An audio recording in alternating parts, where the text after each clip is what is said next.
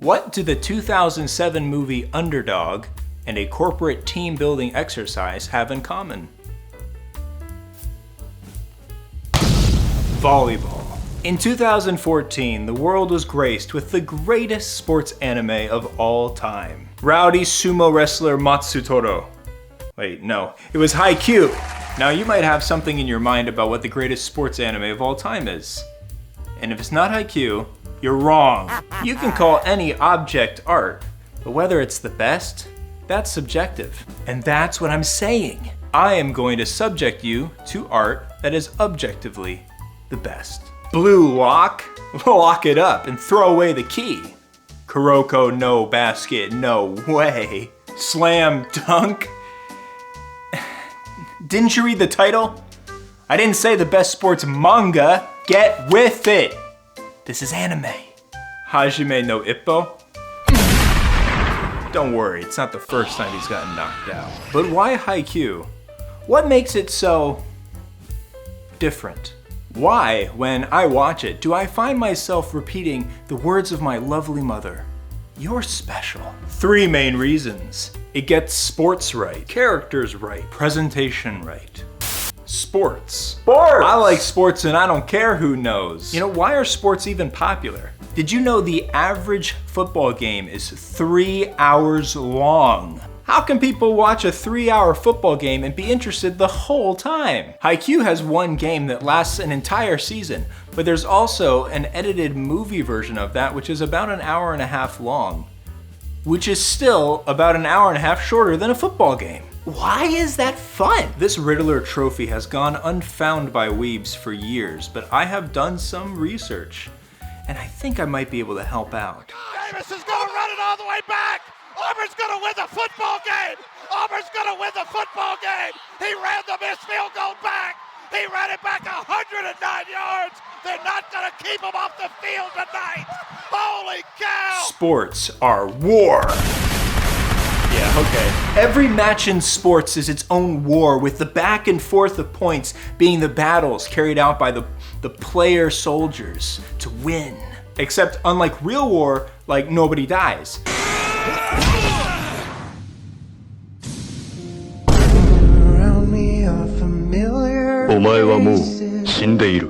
The tide of a battle can be changed by one single point. And you feel that tension building and rising like blowing a bubble, and it gets bigger and bigger and it's gonna explode in your face. But you know what? The gum tastes good. What's the flavor? Passion. If the 2002 movie The Rookie taught me anything, it's that people love a good underdog story, especially if it's got weight. Now obviously, I love a good underdog story. I'm an American. It's in my blood. But too much of an underdog story is a bit too much. No talk no jutsu can get you out of being worse than the other team. At least not realistically. Sure, it sometimes happens, but it's super rare. In 2018, UMBC was the first 16 seed to ever beat a 1 seed. Ever. And I know this because I had it on my bracket that year. Totally by accident. Best misclick of my life. Underdog stories inherently give you a reason to cheer for the athlete. They're like a rod to catch a bolt of story lightning. If I told you Greg LeMond won the 1989 Tour de France, you'd think, cool. But it's all about how we frame stories. If I started the story with how a rising star was shot in the back during a turkey hunting accident by a buckshot and had months to recover and people weren't even sure if he was gonna be the best that he could have been, then it starts to get a little bit more interesting. LeMond was an elite level athlete who overcame injury to win. Incredible, but not impossible. The boys of the Crow High School are also not complete underdogs, which makes their matches tense but believable. It's like a 5 seed winning it all. I mean, it's an upset for sure, but it's not an unbelievable underdog story. Just like the 2007 family favorite movie Underdog, he's not just a dog, he got power. Why is this? Well, the dog got powers through genetic experimentation, and he actually... No, not Underdog. The boys of the Crow High School. Why are they still believably strong? Training. And you've got a ticket to ride. It's your TV. Luckily, no holes are getting punched in it. Haikyuu has a ton of training arcs, and I love training arcs. All aboard! I bought it for the video. I have to use it more than once. Most shonen have that lesson of work hard, but when it's like fighting demons and stuff, it doesn't seem super relatable. But in a sports anime, it actually is. Like seeing people work hard for something that exists in real life, it can be very inspiring. No magic, no powers, just sports. More than any other show, I felt it actually inspire me in a tangible way. I'll just get super hyped up and finish an episode and I'll just feel like, volleyball!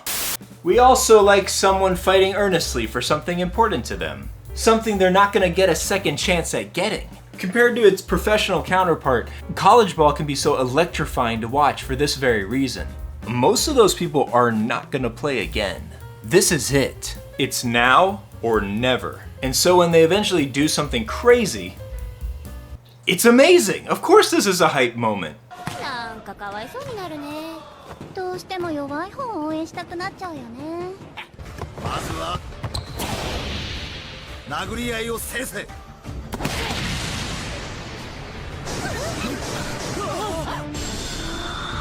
Like I said before, sports aren't actually war. No one really dies. But there is a real drive to compete, to win. And if you know the people that have that drive, if you know the people who are competing, it makes it even more exciting. Which leads us to the next section. Characters. Characters. It's not uncommon at all to have a shonen with a huge cast of characters. But having the show focus on a team of individuals that need each other, it allows for growth and focus that's usually not allowed in these types of ensemble casts. In a way, every character in this show could be the main character. And in a way, they kind of are. You see, here's the common thing for ensemble shows. You have a big group of characters and you focus on some of them sometimes, but when they're not needed, they just fade away into the background, just gone. You'll have a core set of maybe 3 people that you actually focus on, if that. But that doesn't happen on this show. It's great, it's teamwork through and through. If Hinata was on the court all by himself, he's getting squashed. As great as he can be, he can't win alone. Everyone on the team gets a chance to shine, and then they keep shining, because they're on a team and they can't leave the court. This allows for some amazing moments with our feathered friends. Asahi Azumane is the former ace. He's given up on volleyball. He feels personally responsible for failing his team the year before. But then he rejoins and he eventually thematically breaks through his own personal walls by literally breaking through the figurative walls of human bodies. Kei Tsukishima acts like he doesn't care about the sport. He's too good for it. But then he decides to commit, really try, and he ends up blocking an amazing shot. And the emotions that he feels well up inside of him and just burst out in a guttural cry of commitment. And the whole show is littered with these own personal development stories. It's incredible. The king that stands alone on the court learns teamwork. The captain in training who has no faith in himself but overcomes it at the last second. The team member who feels like he adds nothing to the team, that he can't help them at all.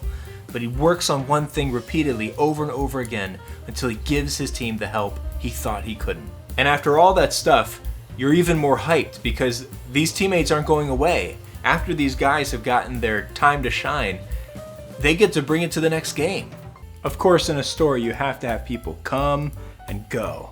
And this is done with the opposing teams. And may I add, great villains. Fantastic villains. And not always ones that you hate. Like sometimes you're watching the opposing team and thinking, do I actually want them to lose? They're not always evil. In fact, you usually don't hate any of them.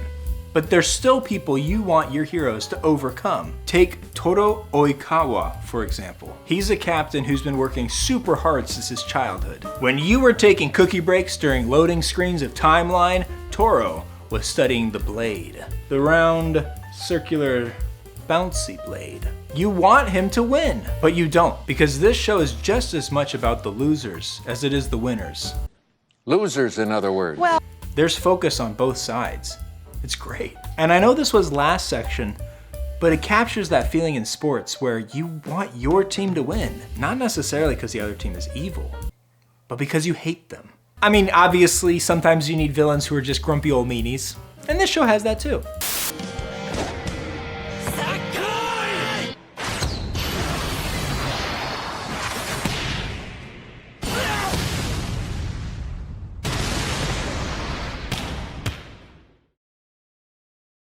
Sakuga, Sakuga, Sakuga. Just beautiful animation all throughout the series. Except that one episode. They took the budget for that episode and threw it into a U-Haul and moved it a couple episodes down the road. And even though the animation style changed, I'm here for it. I support it. I think both of them are great. I don't need to say too much about it, but man, that music, it's great. My wife's workout music hasn't changed since 2008, until Haikyuu. Now it's a mix of Shakira and Burnout Syndrome. All these factors have served to spike its popularity, block other shows from competing, and yearly giving it a bump in popularity. I know Slam Dunk also, but I'm talking about anime, okay? Oh? Slam Dunk also has an anime presence. There's a lot more I could say about the series, but I won't. Was this whole video an excuse to get #1 Best Boy Daiichi's uniform?